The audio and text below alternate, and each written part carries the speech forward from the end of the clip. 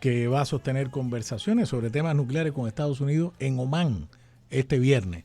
Me llama la atención después de todo lo que está pasando y lo que tenemos parqueado por ahí arriba. Pero mira, ahí el caso de Irán, oye, aparentemente según fuentes, las fuentes de organizaciones de derechos humanos, han matado más de 30,000 personas.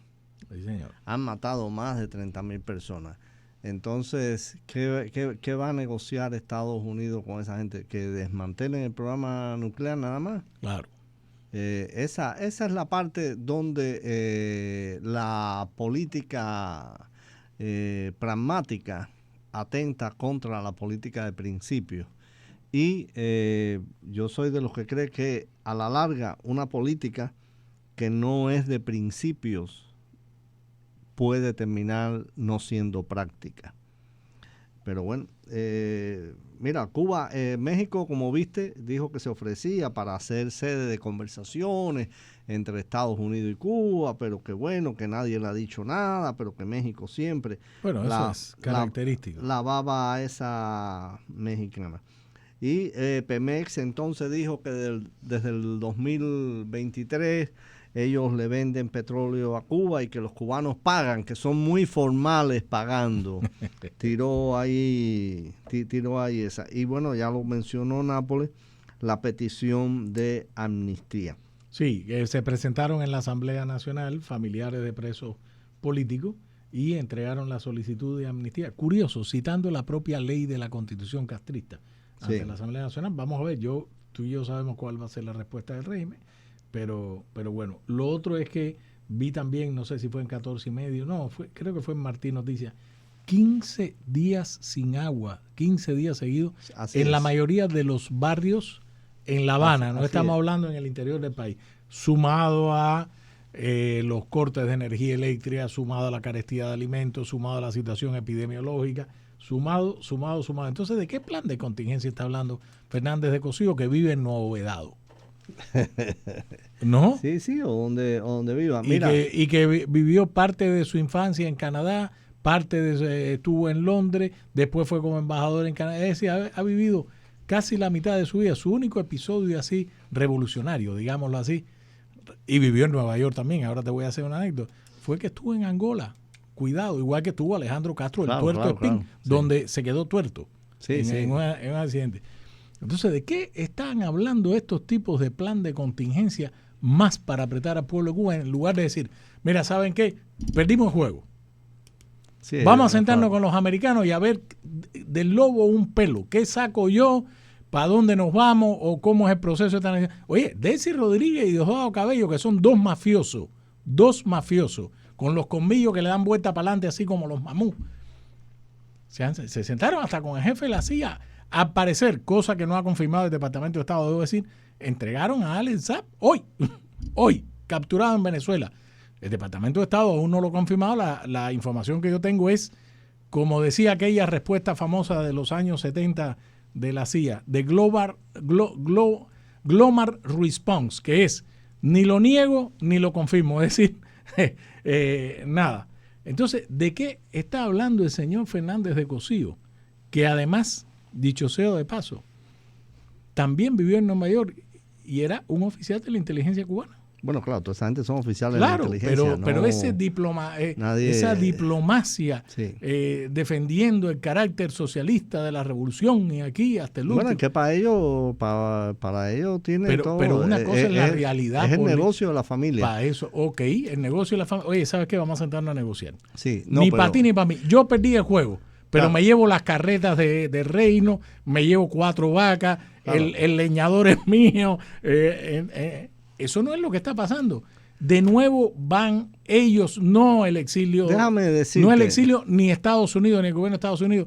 No es Estados Unidos el responsable de la tragedia del pueblo cubano ni de lo que viene. Hombre, no. No lo es. Déjame decirte, ellos, además de tener miedo por la situación de que Trump se levante con el moño virado un día, ellos también, un factor interno que hay que contar es que entre ellos se deben tener miedo. entre ellos también. La noche de los cuchillos largos. Entonces dirán, si aquí esto se mueve raro, pues Menganito va a venir a saldar esta cuenta, Menganito, entre ellos. No, ya, la traición, ¿de dónde viene la puñalada? Olvídate la reacción del pueblo, que si el pueblo se desata, si ese pueblo se desata, madre mía, ahí hay rencores muy viejos y cosas muy viejas por resolver de vecino anuncio, a vecino. Vamos a ver cómo viene este plan de contingencia. Uno más. Este plan de contingencia, a no ser que tengan, que apliquen la reconcentración de Valeriano Weyler en el siglo XIX en Cuba. Pueden meter mucha gente presa. Ok, no, hasta ahí se acaba todo. Con esta administración, como tú dices, que Trump se levante una mañana con el moño virado. Hay que ver, pero pueden meter mucha gente presa, claro. Pueden simplificar las operaciones del Estado, es decir, en vez de 10 guaguas que salían en vez de 100 ministerios sale una guagua, en vez de así. Y la policía para la calle, y aquí todo el mundo se va a dormir a las 6 de la tarde, y una vela para todo el mundo. Exactamente, menos para ellos. Exactamente. Mira, estaba viendo, importante en lo de Venezuela, que cientos de estudiantes han salido a la calle a protestar. Interesante. Y las protestas del pliego de reclamo de los estudiantes son magníficos. Obviamente, liberación de los presos políticos, que se le devuelva la autonomía a las universidades, que se limpien todos los récords de los prisioneros políticos a los que se les ha achacado otros delitos, ya sabemos la naturaleza del régimen. En fin, que además haya una labor de resarcimiento hacia las víctimas, no solo remunerativa, sino en materia de auxilio psicológico, social, etcétera. Un movimiento muy interesante de los estudiantes venezolanos, que ojalá siga. Los estudiantes venezolanos dieron hace 7, 8 años atrás una batalla muy, muy grande. Recuerden que más de 300 fueron masacrados. 326. Fueron masacrados en la calle durante más de un mes. ¿Las protestas? Aquellas protestas, y todos los días mataban 8, mataban 10. Y jugaron un gran papel. Vamos a ver. Sí. Andrés. Bueno, por acá alguien me está que quiere que les pregunte. Dice, ¿quién me puede guiar a quién debo contactar o enviar email? Como enfermero, además de Saúl Sánchez, me preocupa mucho la situación médica de la salud. Una vez que caiga, eso ir como voluntario, ayudar. Porque habrá niños muriendo. No, la persona quiere contactar a alguien. Que le pueda. Mira, eso todavía no está organizado. Es decir, aquí yo creo que las organizaciones del exilio se van a movilizar para eso. Por ejemplo, el Movimiento Democracia, que preside Ramón Saúl Sánchez. Estoy seguro que la Asamblea por la Resistencia a Cuba Decide, la Fundación Inspira América, muchas, Plantados hasta la Libertad y la Democracia. Aquí la Brigada 2506 Mapoco, aquí todo el mundo va en ese momento, en el día cero. Aquí yo veo 2 días importantes, como dicen los estrategas militares. El día cero es el día de la caída, de la implosión, del cambio. No sabemos cómo se dé, sea por un golpe de Estado de propios militares, sea por una negociación, sea por una rebelión popular, como sea. Ese es el día cero el cambio. Después le ponemos el apellido de ese cambio.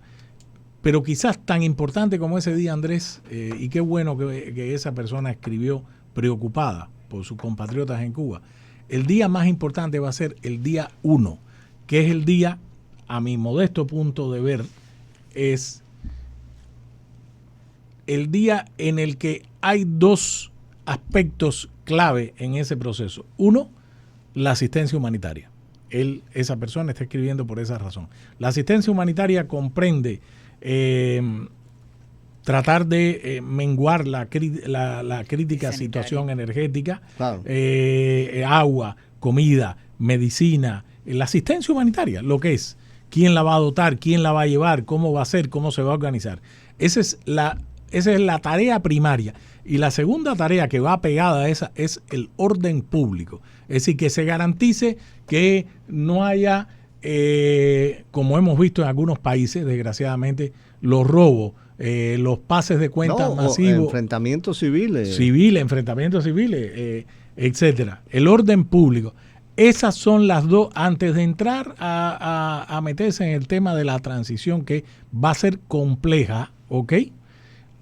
Yo veo 3 procesos, Andrés, no sé cómo lo ves tú. La asistencia humanitaria, el orden público, y el otro es un gobierno de facto. Un gobierno de facto donde esté representada la oposición cubana con el apoyo de los Estados Unidos, y ese gobierno de facto tiene los 3 poderes del Estado: legislativo, judicial y ejecutivo. Y entonces que garantice las garantías individuales básicas. Las que se puedan garantizar. Las que, bueno, ok. Sí, las que se, porque si hay un gran desorden público. Por eso. Pero las libertades, los derechos humanos básicos, de lo que se llaman los derechos humanos de primera generación, que dicho sea la de paso, persecución del Estado contra el ciudadano. Eso puede cesar el primer día. Y la liberación inmediata e incondicional de todos los presos políticos. Y la policía dedicarse a cuidar que no haya desorden público, claro, que no haya. Pero la persecución del Estado contra el ciudadano, eso puede desaparecer el primer día. Igual que la liberación de todos los presos políticos. Sin duda. Y te digo esto por lo siguiente, fíjate, cuando se habla de los derechos humanos, la gente olvida que en 1946, el periodo del 46 al 47 y 48, ¿ok?, cuando se estaba conformando las Naciones Unidas, ¿ok?, que fue en California, en San Francisco, si mal no me parece, que buscar la fecha, creo que fue octubre del 46, si mal no recuerdo, hace tiempo no leo eso. ¿Sabes quiénes participaron en la redacción de la Declaración de la Declaración de Independencia, de la Declaración de los Derechos Humanos? Los llamados derechos humanos de primera generación, que son los que garantizan la libertad individual, libertad de movimiento, libertad, fíjate, no he llegado ni a la libertad empresarial todavía. Fueron juristas cubanos. Claro. Juristas cubanos. Ahí en el Museo Americano de la Diáspora Cubana, usted tiene que visitar, está la lista de los nombres de los que participaron en la redacción de la Declaración de los Derechos Humanos de Naciones Unidas. Dicho eso, hay una discusión amplia en el exilio si se debe retomar de entrada la Constitución del 40. Yo creo que no. Yo creo que no. Para mí es un tema complejísimo. La Constitución del 40 tiene elementos ñangaras. Además de... Sí. Pero en la Constitución del 40 hay elementos básicos de las garantías individuales, que es lo que hay que respetar y es lo que hay que poner a jugar. Está en la de 1901. La Constitución de 1901 era avanzadísima para su época. La del 40 tiene elementos ñangara, obviamente era un gobierno de coalición con la izquierda. Correcto. Un error no había manera. Pero fue una constitución aprobada democráticamente por la nación cubana. Tenía elementos de la Constitución de Weimar, en fin. Pero la Constitución de 1901... Y la de 34. Con eso se puede ir echando... Pero yo soy más práctico. Gay Pérez Cisneros fue el principal jurista. Eso es. Está ahí en el Museo de la Diáspora Cubana. Pero yo soy más básico. Yo soy más básico todavía. En ese primer día, aquello implosionó, o los americanos nos ayudaron, o hubo una negociación, o la gente se tiró para la calle. La razón que sea que produce el cambio, Andrés. Las tareas son esas. Asistencia humanitaria a quienes están fastidiados. 2, el orden público. Y 3, oye, un gobierno básico que diga, yo tengo todos los poderes del Estado y el arreglo es este. Y si el fenómeno se da sin negociación, porque no, sería lo ideal. Inmediatamente captura de los responsables. No, eso captura y enjuiciamiento con todas las garantías de la ley. Eso que ni Pero captura y enjuiciamiento de Pero todo. en el proceso de la transición, de la construcción de un sistema democrático, donde habría que, primero que todo, ver la redacción de una constitución, aprobar esa constitución en una asamblea constituyente o en llevarla a un proceso electoral. Eso para mí está lejos todavía. Sí, no, eso puede llevar un año y medio. Entonces, eso lo veremos, pero urgente es la asistencia humanitaria. Y te voy a decir otro aspecto urgente también, Andrés, la inversión. Porque una cosa es la ayuda que se le puede prestar a ese país, una cosa es la ayuda y otra es la inversión. ¿Qué es lo que pasa en el tema de la inversión? Como tú has repetido muchas veces aquí, que decía nuestro buen amigo Carlos Alberto Montaner, no hay nada más cobarde que $1 millón. Claro. Entonces, dicho eso, ¿cómo es que tú garantizas la inversión? Coño, con un marco jurídico, no con estos tipos que son unos ladrones. No, pero además de inicio tú puedes liberar la economía y decir, el que quiera poner un puesto de frita lo pone. Después... No, pero estoy hablando de la gran inversión. Sí, exacto. Es decir, la gran inversión, estos tipos son dueños de los hoteles, dueños de la poca riqueza que queda en ese país, el tema de las minas, el tema incluso del petróleo, el tema de la industria azucarera, la minería, por ejemplo. Esos temas. ¿Qué tú harías? ¿Tú sabes lo que podría hacer ese gobierno de facto? Coño, pon a venta, a subasta todo eso. Porque te voy a decir una cosa, el tema de las propiedades, el tema de la reclamación de las propiedades, no me refiero solo a las casas, a las propiedades en general, es un tema importante. Con lo que tú, con el dinero que tú recaudes de la subasta, de todas esas cosas que tiene el Estado, la telefónica, te voy a poner un ejemplo, la telefónica.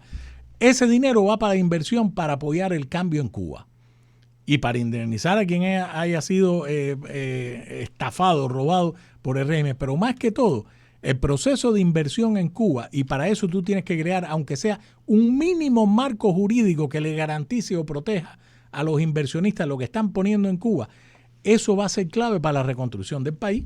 Entonces, para mí, esas 4 o 5 cosas es lo elemental en un primer momento. Así es. En un primer momento yo no me metería en nada de la Constitución, de que no. La gente lo que necesita es comer, necesita luz, necesita ayuda sanitaria, necesita que la comunidad internacional... Y esperanza, un plan de vida, poder hacer cada uno. Si eso ocurre, Andrés, ese país en 5 años se levanta. Ese país se levanta.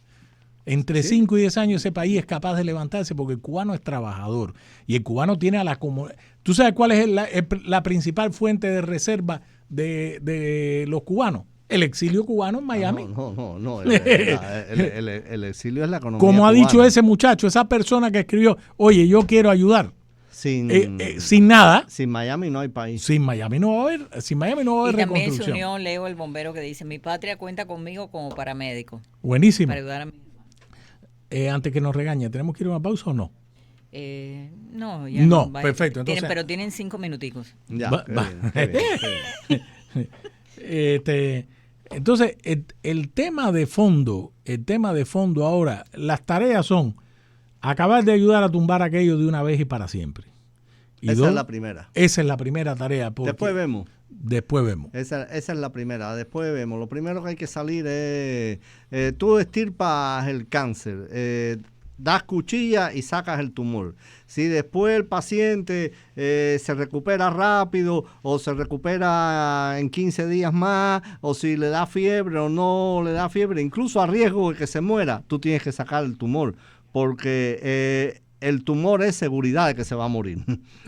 El tumor es sinónimo de la muerte. El tumor es seguridad que sea. Entonces, el tumor hay que sacarlo. Si es doloroso, ya veremos. Y si no es doloroso, mucho mejor. Pero el tumor hay que sacarlo. Por cierto, volviendo a Venezuela, yo creo que los venezolanos están recibiendo buenas noticias. Hay algo que siempre yo trato de destacar, que es el arzobispo, emérito de Caracas, Baltasar Porras, cardenal, estuvo en una vigilia por los presos políticos. Qué bien. Que se hizo. Eso es lo que hacen los obispos, señores. Eso es lo que hacen los obispos. Dar la cara frente al pueblo, llevar la cruz delante del pueblo, llevar el mensaje delante del pueblo. No se puede ser obispo de oficina, obispo de... Vuelvo a insistir. Los obispos están para que los crucifiquen. Usted está para desafiar al poder. Usted está para luchar por la verdad, por los oprimidos, por los desposeídos. Entonces me parece muy bien que el arzobispo emérito de Caracas haya estado en esta vigilia.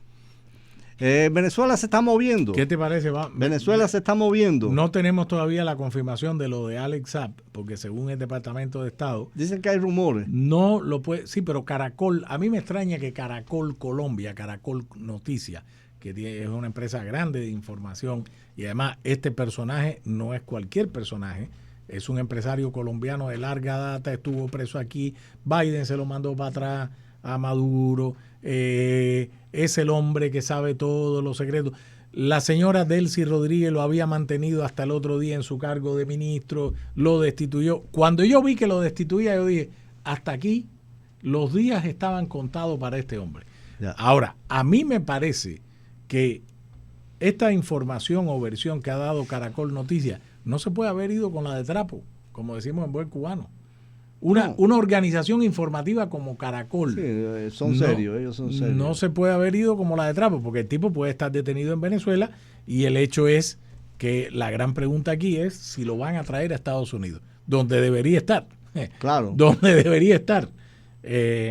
Así que bueno, es una información que trataremos en el tiempo que nos queda en el programa de comunicar. De él sí lo había sacado del gabinete. Sí, el otro día. El otro día le dijo chao pescado. Sí. El otro día le dijo chao pescado. Así que bueno. Increíble que Biden le devolviera. Increíble que haya devuelto a los narcosobrinos. Y a los narcosobrinos, increíble. Increíble que haya devuelto a los narcosobrinos. Increíble. Ahora sí. Ahora sí, vamos a la pausa. Ahora sí, no. Vamos a la pausa y vamos Hay a muchas regresar. personas comentando.